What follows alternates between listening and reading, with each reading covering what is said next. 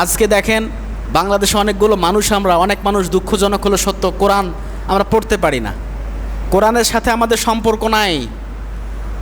ইংরাজিটা বুঝি, কোচিং করি, ক্লাস করি, প্রাইভেট পড়ি হাজার হাজার টাকা খরচ করে। গণিতটাও বুঝি, সায়েন্স বুঝি, বায়োলজি বুঝি, সব বুঝি, সব বুঝি, শুধু কোরআনটাই বুঝতে পারি না। আর যারাই দেখবেন কোরআন বোঝে, আলেম ওলামা মানুষ, এদেরকে বলা হয় মৌলবাদী, জঙ্গি। এরকম হয় কি হয় না বলেন তো? এদেরকে দামে দেয় না মোল্লা, মোল্লার দৌড় নাকি মসজিদ পর্যন্ত, এরকমটা বলে। দেখেন যারা কোরআনের সাথে যাদের সম্পর্ক ভালো, আপনি একবার নিজে চিন্তা করে দেখেন তো, যে আমার আপনার সংবিধান আল কোরআন, এই আল কোরআনের সাথে আমার সম্পর্কটা কীরকম? কতদিন আগে কোরআন স্পর্শ করেছি আর কতদিন থেকে কোরআন স্পর্শ করি না, খুলেও দেখি না কোরআন। শোকেসের মধ্যে আলমারির উপরে যত্ন করে রেখে দিয়েছি, কাপড় পেঁচিয়ে যেন ময়লা ধুলাবালি না পড়ে।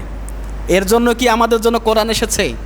অথচ আমরা কপাল পড়া, নিজের স্মার্টফোনটা হাজারবার দিনে স্পর্শ করি, হাজারবার স্ক্রলিং করি, অথচ কোরআন কোরআন আমরা দিনে কতবার খুলি দেখেন তো।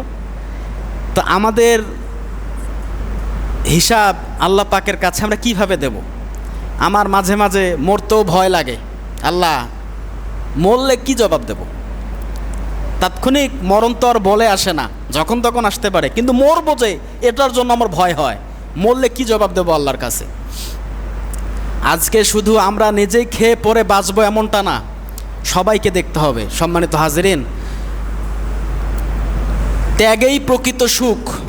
প্রকৃত সুখ দুনিয়াতে তারাই পেয়েছে যারা ত্যাগ স্বীকার করেছে, যারা ত্যাগ করতে জানে, নিজের প্রয়োজন থাকা সত্ত্বেও অন্যের প্রয়োজনকে বেশি প্রাধান্য দেয়, অন্যের সমস্যার সমাধান করতে গিয়ে নিজের সমস্যায় পড়ে। এই জীবনগুলো আল্লাহ পাক রব্বুল আলামিন কবুল করেছেন।